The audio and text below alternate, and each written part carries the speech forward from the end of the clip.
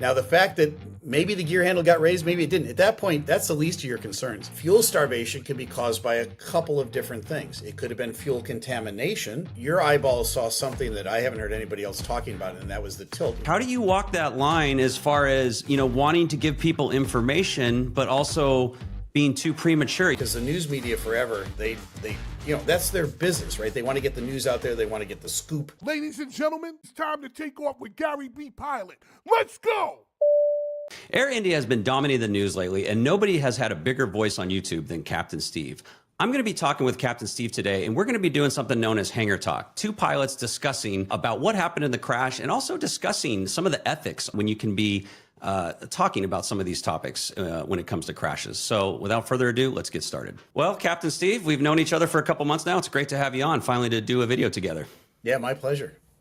Well, let's get started. Let's talk about, first off, about this Air India crash. If there's any updates you'd like to give, obviously the crash that happened, very tragic and, a very sad day in aviation. You've done two videos now that have gone absolutely viral. What's your current assessment right now? What's your thoughts on how everything has played out so far? Well, it's well said, Gary. It's a bitter event for everybody around the world, and to watch that plane crash, and especially in the way it did, it's heartbreaking.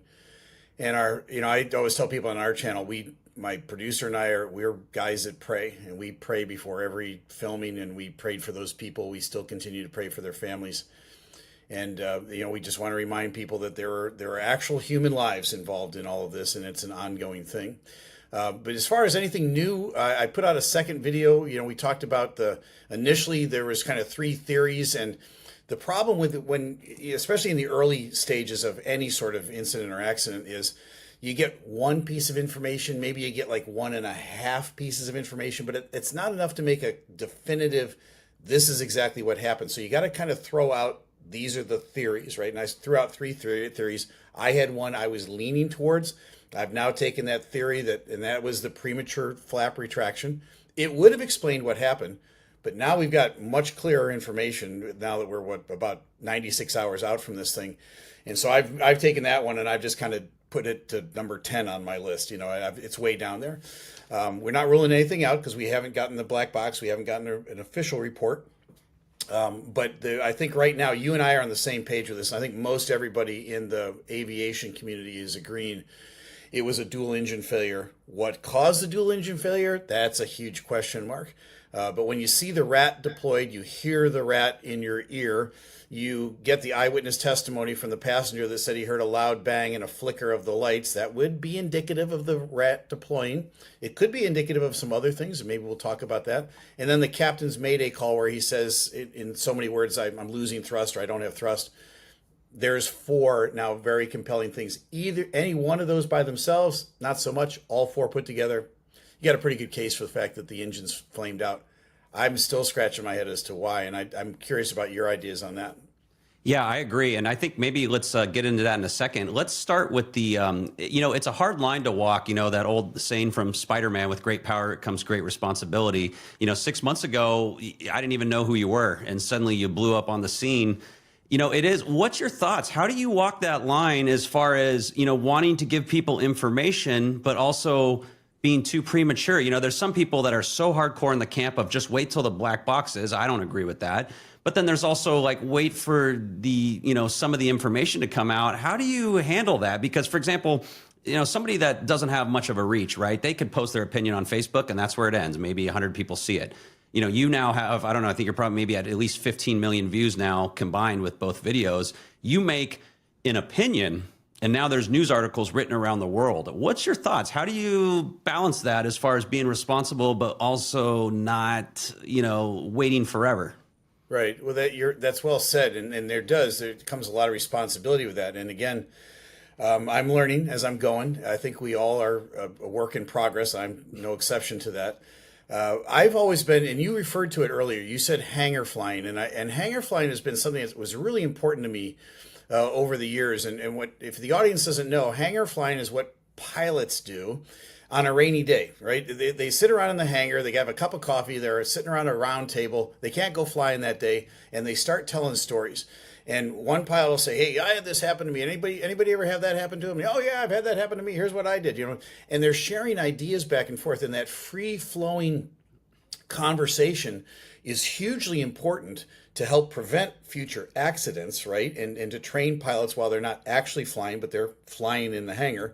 And the other part of that is it's created a culture today in the greater aviation community that's worldwide. It's a very transparent culture. And so if we blow it, if we do something wrong, we come right out with it right away. Now we've got some immunity built into the system, which is great, which helps people kind of get out there. But the neat thing is when there's a mistake made, it gets shared amongst everybody and we all learn from it in order to prevent it from happening again. I think that's really cool. So I'm more in the camp of, and I understand the wait until all the evidence comes out, but it's a progressive thing. Like everybody's going to view that a little bit differently. Somebody's going to say, well, wait until the black box information comes out. And somebody's going to say, well, that's premature. Wait until the cockpit recorder comes out and then the black box information. No, that's too premature. Wait until the official report comes out. Well, is that the preliminary report or the final report?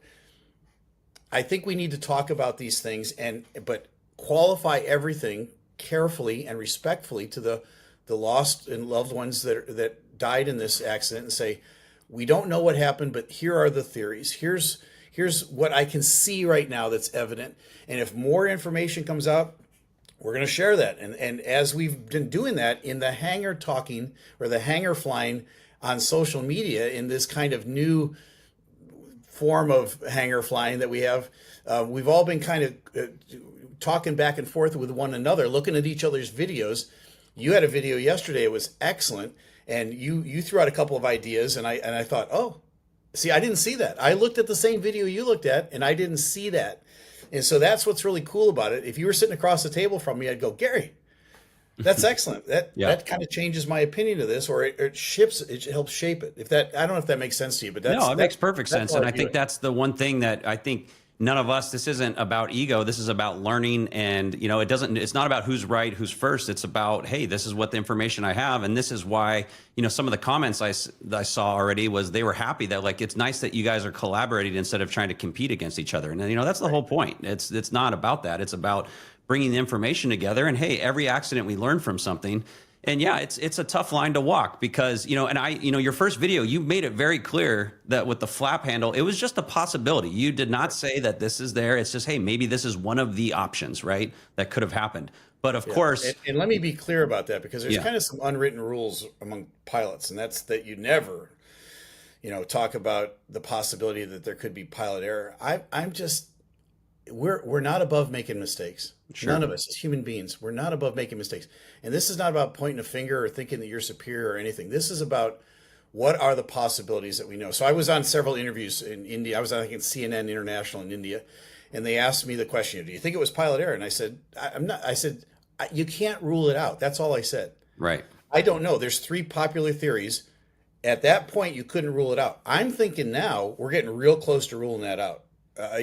Now the door is still open to a lot of stuff that we don't know and we can't see. And when the information comes out, we got to leave there some wiggle room.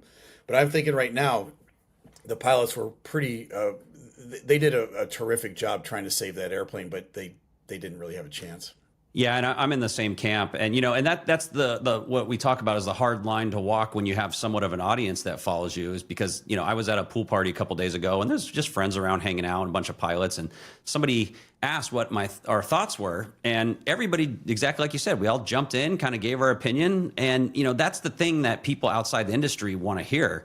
But I do find it as a tough line to walk because one time I mentioned that, hey, some of the regulations as far as hours are less strict in other countries and certain things. I believe that flight only had 2 pilots. If that was in the United States, that's a 10-hour flight is 3 pilots, as you well know. And the FO was 1,100 hours on a wide body jet. Now that doesn't mean he wasn't a terrific pilot. He might have been the greatest guy on the planet. That's just a different. You wouldn't get hired by a U.S. carrier with that few hours. You have to have 1,500. That's just a hard fact. Yeah, and that's part of the problem is it's hard to you bring something up as just like, hey, this is just a fact, but doesn't mean it's even partially or involved at all. But you bring that up, and suddenly everybody says, oh, you're accusing that FO not having making a mistake, and I do find that as a very tough line to walk. But then again, I think most people get it. It's just some of those outliers, and I feel like the biggest, people that have the problems are actually other pilots. And we could get into that later. Right, But Gary, as pilots, we get tired, we get super fatigued. yeah, Sometimes there's lots of contributing factors. And have you ever done something in the cockpit where you went, "Oh, that's not what I meant to do"? You yeah, just made a mistake. And two things that you're going to do shortly after you rotate is you're going to grab that gear handle and you're going to raise it. And about 1,000 to 1,500 feet, you're going to grab that flap handle. Was it outside the realm of possibility that he grabbed the wrong handle? I know they're not close to each other. I know they don't look the same. I get all of that. I got all those in the comments. I understand that. I've been flying for 40 years. But when you've got a muscle memory with something, sometimes you maybe go to the wrong muscle memory. But I'm saying at this point, that was my initial possibility. I'm excluding that altogether. I don't think that was what caused this crash in the least. yeah. Oh, and I agree. Has it changed anything for you as far as going forward in the future? Like, what's your threshold now as far as like how long do you wait to give a theory versus it's really hard because obviously you're not going to wait till official report comes out a year later. Right. And before we go on that, I'd like to mention one thing. Why is it okay for the news to go out there and spit out all this misinformation all the time? We didn't even, in my opinion, it wasn't misinformation. You said it was a possibility of a theory. So my thought is everybody else can go out and talk about it. Why is it so wrong that if we want to have a discussion and discuss about what we think happened? Correct. That's really well said because the news media forever, they that's their business, right? They want to get the news out there. They want to get the scoop. They want to be the first person out there. I'm not really interested in a scoop. I don't think you are either. We're really kind of interested in the facts, but we also serve an important public service, and that's this. As we're building our audiences on social media, people, they want to hear from us. Most people that get on an airplane are nervous on some level. They're concerned. It's not a natural thing. And I hear from all these people in the comments, I'm a fearful flyer. Okay, Captain Steve, when I hear from you, it calms my nerves. So with that relationship that you have with your audience, you have an obligation to kind of put their nerves at ease. So if everybody's, because the first thing that's going to happen when there's a major crash now, at least with the many subscribers I've got, is they're going to say, where's Captain Steve on this? What does he have to say about it? I need to hear his voice on this, or else I don't know. I'm getting nervous, right? So when you become a respected, trusted voice, people want to hear from you. That's great. You have to be the judge of how quickly, you don't want to rush to some conclusion. You don't want to finger point and blame assess. None of that stuff. You just simply want to calmly and coolly, like a captain or a first officer would on a PA, say, hey folks, everything's under control. Let me tell you what we know now so far. If any more details come up, I'll pass those along to you. That kind of goes with the territory, but I think it's a public service to the people that need some peace, because this is a tragedy, and it's Sure. Yeah. Yeah, I mean that's kind of the issue, right? If you go through the theories, somebody's going to end up with the blame, whether it's Boeing, whether it's a mechanic, whether it's whatever. Somebody's going to end up with some share of the blame, and that brings kind of that makes us walk a delicate line as far as what you should say, what you can and can't say, and even you could have put your first 30 seconds of your video all disclaimers, and people still would have said, Captain Steve, blame the FO. But I think it's a good learning lesson for both of us to be very cautious and be very careful with the words as far as how, because of how many people, especially how many people are watching. And, it's always, as you said, you learn as you go along, and it's, we're learning too. You started this, what was it, less than a year ago. Yeah, and now you're making these. So it's like, we're all learning as we go along. So I agree with that. And also, Gary, our interaction with the media, right? Mm-hmm. So the traditional media, they're going to take something, they get their clicks from making it salacious. So they're going to take something you said, they're going to either twist it, pull it out of proportion, isolate it some way. And I'm learning, all right? Like you said, I haven't been at this for very long. I'm learning that side of this part of the business. And I think, personally, I'm going to lay off. I'm not going to do as many interviews because I don't have any control over what they do with what I said. Yeah. And I've got everybody sent me articles and stuff, and they go, here's Captain Steve, here's what he said. And I'm like, I didn't say that. Go back and watch the interview. But, fool me once, right? Yeah. Well, that's the problem. I've had that too. I've had somebody, thankfully I haven't had anything negative. It was one of the TikToks I did, but that, I Business Insider just wrote an article on me. They didn't call me for comment. They didn't, and thankfully it wasn't like in a negative light, but that shows you they can just write an article about you based on something you put on your channel and take it out of context or do whatever they want. So it's, here's the other more sinister part of that, Gary. It might not even be a human that's writing that article. They just put the parameters into AI and they say, Gary, and make it salacious, and they hit a button and it plops out no human even looked at it. Yeah, I know. It's pretty crazy how things can get like that. Let's move into more about the update, about the crash, what we know so far, and kind of giving your thoughts. As far, you said you watched my video, so now that you consider the landing gear, I did a deep dive on the systems, on the 787 systems. So that tilt on the gear is operated I think it's electrically, and it's like a different type of hydraulic pump separately. So I know it's separate from the gear for that tilt. So I don't know if now with that info, if you had a chance to look at it, or what your thoughts are now with some of the what we have as of today. Right. I was fascinated with your conversation about it because your eyeballs saw something that I haven't heard anybody else talking about, and that was the tilt, because you can clearly see, and most people don't know that the landing gear either tilt up or tilt down, and they can do both. Yeah. Right. And so I'm a 777 guy, so I'm not all that up to speed on 787. I did do a little bit of research on it, and I think you said that you thought the gear handle was raised, and that was what tilted the gear, correct?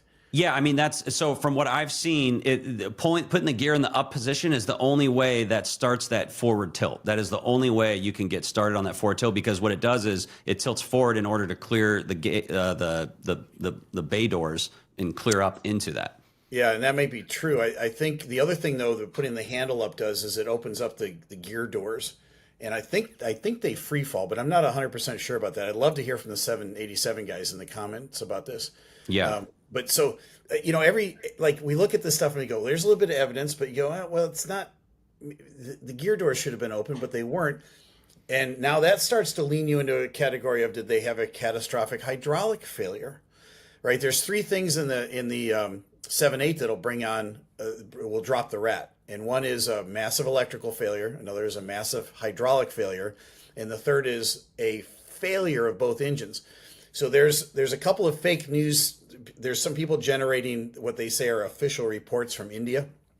One of them was that the captain's seat reclined all the way. He had his hands on the throttles.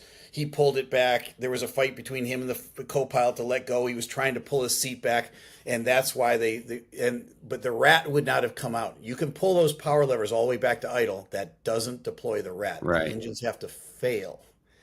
Okay, right. So the giveaway on that one, that was fake, was that the rat is deployed. That wouldn't have happened just by pulling the power back. It doesn't happen. Yeah, and on the 7.8, you cannot deploy that manually. That's an automatic dropout. Yeah. And so I think the 7.8 still has a button. I think you can hit the button on a rat. Oh, it does. Okay, I thought there was maybe I got wrong. Triple does at least. I don't want to speak definitively on that, but I think the triple and the 7.8 have a button you can push manually. Yeah, but see, the automatic good feature thing. is what we're interested in. And that's something I read, but it could be wrong. See, and that's something as we talk and learn about. That's hanger flight, man.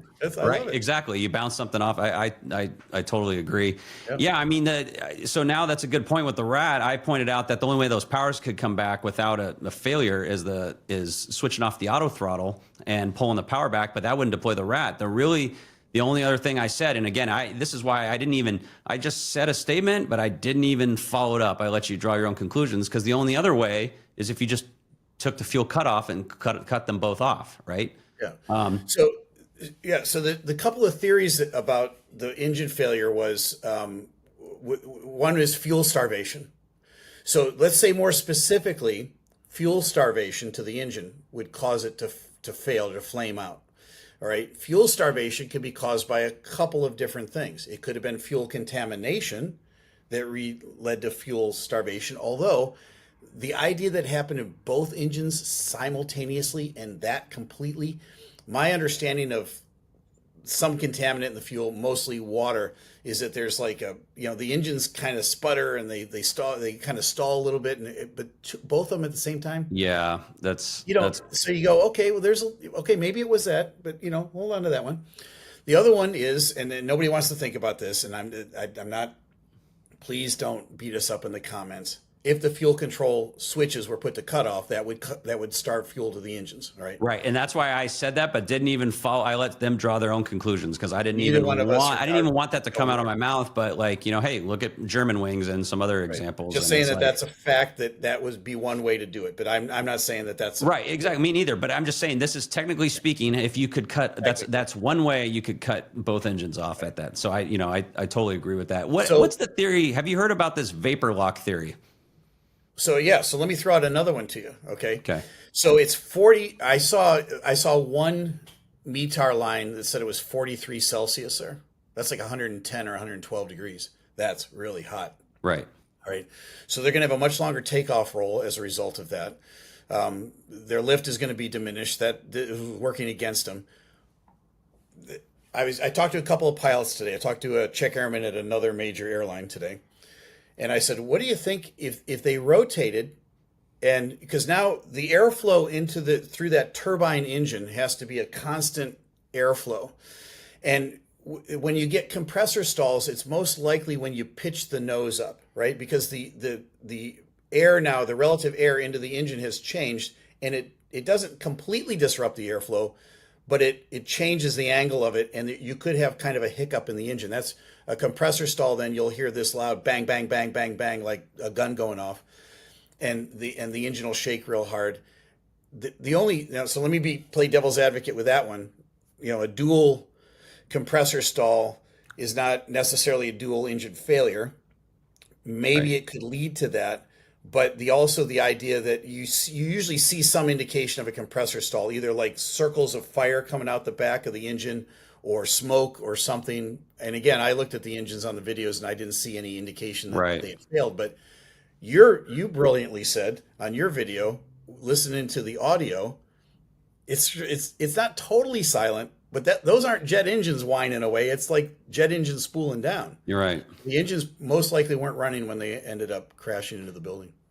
Yeah, and I've seen a lot of people talk about the temperature, 39. I understand that's hot, but that's a spring or fall day in Phoenix, and especially in India, that is not uncommon to be that warm. So my understanding of vapor lock was that it has to be, that's like a carbureted engine. Like you can't, that's not really a thing in airline jets, but maybe we have one that slipped through the cracks with something that we don't know about. I'm not sure, but yeah, I think there's more questions here in this space than there are answers, obviously, and that's where the black box information is going to be valuable to us.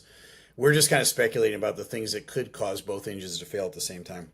Right. I'm not sure that a compressor stall is the answer to that, but it's another possibility because it happens right after rotate. So.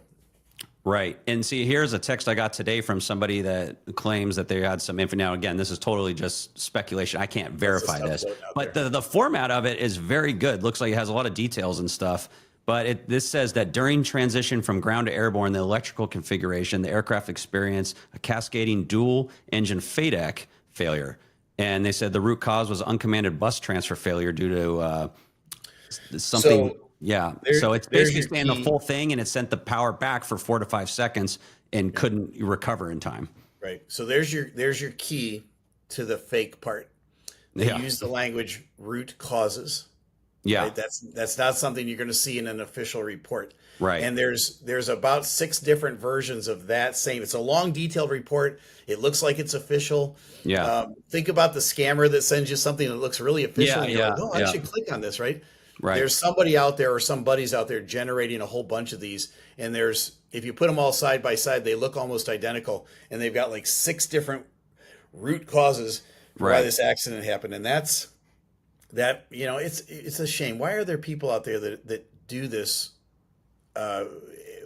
with a tragic accident like this? It's just shameful. Yeah, I don't know why you'd purposely put out fake information. So yeah, I mean, the only reason why that kind of caught my eye was because it seems like something like a lot of people said like a software glitch or something. Like I can't think of anything else that would double flame. What else can flame out the engines? I'm kind of with you. The fuel contamination's pretty low. What else is causing both engines to just quit right after takeoff? Right. Once those big turbine engines get going, it takes a lot to get them to stop. Yeah. Right. It's either got to be a total or a massive disruption of air through there, or a total cutoff of fuel of some way, shape, or form. So who knows? Yeah. Yeah, I mean, so is there any other theories or anything else that you have that as far as what we know and what we can add? Because I'm still, a lot of times you can have like kind of like a rough guess of like maybe what happened. We kind of do as far as the dual engine failure, but what we don't have is I cannot even put my finger in one direction as to why, why that would happen. Well, so let's go with what we do know. We can see some things in the video we can see, and everybody has kind of put their heads together collectively. And there's lots of voices in this space, yours, mine, others, that have got a little piece of the pie. And when you put them all together, you go, okay, now we're kind of we're all firmly in the camp of there was some sort of dual engine failure or loss of thrust to the point that they couldn't continue flying. So with that being said, the rat deployed, and we know the three reasons that the rat deployed, so it's got to be one of those three reasons. So we've narrowed it down to three at this point. Let's stick with the both engines flamed out theory. There's a couple of prevailing reasons why that could happen, so we've narrowed that down to two, leaving the door open to there's stuff that we just don't know. Yeah. This is a one-off. It's never happened before in a 787. I think in my lifetime I've never seen a dual engine failure in a commercial jet like this. So it's very uncharted territory. So we all have to keep the door open to that. But we're getting more of a more concise picture, I think, as we go forward. And I don't have any speculation at all about what else it could have been, other than the fact that it happened. And I think the pilots did a terrific job trying to save the day. But at 300 or 400 or 500 feet, the rat was not designed to help you there. No. The rat was designed to come out at 30,000 feet Yeah. in a dual engine failure. You glide someplace and it gives you enough electric to talk and to fly and approach, and enough hydraulic to steer your airplane. 400 feet, it's not producing any thrust for you, the rat. Yeah. Well, not only that, over a densely populated area, 400 feet, you basically have no chance to put that down. If you'd even, at least if they took it off over water, you'd have a chance to save it. But there's nothing to do when you're in a crowded, metropolitan area.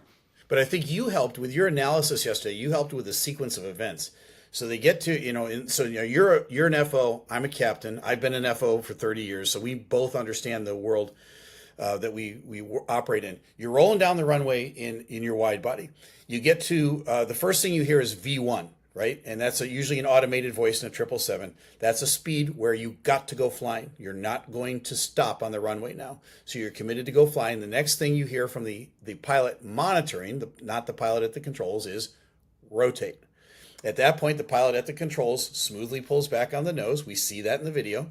The airplane begins to get airborne. The pilot monitoring now will say something along the lines of positive rate, or you're climbing, or different airlines might have different things that they say. But at my airline, that we say positive rate. That means we're climbing normally. Then the pilot at the controls says gear up, and over in India, I think they say undercarriage. Right? They have a different expression for it. At that point, something happens, because in the video we can see the landing gear stays down. That doesn't mean that the other pilot didn't raise the handle. Right. He might have raised the handle, but it didn't do anything.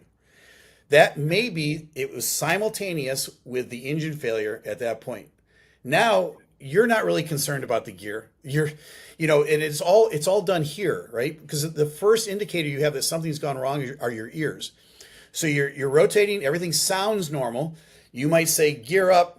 The first officer reaches and grabs the gear, and both of them hear, uh-oh. And you get that feeling, right? And all of a sudden the airplane, the nose starts to come over, and you see that in the video. The nose starts to come over a little bit. What would you do even if you weren't the pilot at the controls at that moment? I mean, I'd make sure that I'd throw the thrust levers up full, You'd make sure slam those throttles. Yeah. There'd be two sets of hands slamming Yeah. those throttles as far forward as you could, right? So I Right. bet both of those guys did that. Now the fact that maybe the gear handle got raised, maybe it didn't. At that point, that's the least of your concerns. Yeah. You got to get those engines at full power. Right. So they slam the power up, but nothing happens. And then they're kind of they got a little bit of momentum, and then they start to come down, and then they do that wallow where the wings trying to fly, and the captain, there's nothing else you can do. You start to pull back, Right. and you see the tail settle in, and then it just kind of wallows into the ground because they didn't have enough power to sustain flight. And Right. Yeah, Breaks my heart. tragic. I'm really wondering what the, I'm about as curious as this as I've ever been on any accident as to what went wrong here. What's your thoughts? I've seen a lot of people in the comments saying that the 787 should be grounded until until they find out. I think for one accident when you don't know, I think that's a little premature. Not sure what your thoughts are. I think they do a great job of doing all the inspections that they need to do, and I think that's absolutely called for. And that's one of the cool things about this community is when there's an accident like this, there's a worldwide response. Like they'll inspect every 787. But I'm hoping they're coming out with the information here as soon as they can do it. I've been asked by a lot of interviewers, how soon will they come out with the information? I go, well, A, I don't know, but B, you don't want them to come out too prematurely and then have to correct themselves a few days later. That would be brutal on the families. Yeah. So get it right the first time. Take your time. But honestly, I don't know. Yeah. No, that's well put. And anything else you think? I mean, we covered a lot here. I'm not sure if there's anything else you think that you want to add or what we could No, Gary, put on the record. Thanks for having me. I love your channel. Love it. And I want, any Captain Steve followers, subscribers, fans, I want to throw a lot of love at Gary. Go put this guy over 100,000 subs. He needs that little silver plaque on the back wall there. I've wanted that plaque for a long time, so that's much appreciated. I appreciate that. Yep. Well, guys, I appreciate you tuning in. I hope you got some good information. Stay tuned. We're going to have updates, and obviously, if you don't know, I'm sure everybody on my channel knows who Captain Steve is. But if you don't, go ahead and make sure you follow his channel. And obviously, he's the #1 out there right now, bringing the latest information. So, Steve, good to see you again. Hope we can do it again soon. Yeah, fly safe, my friend. All right, thanks.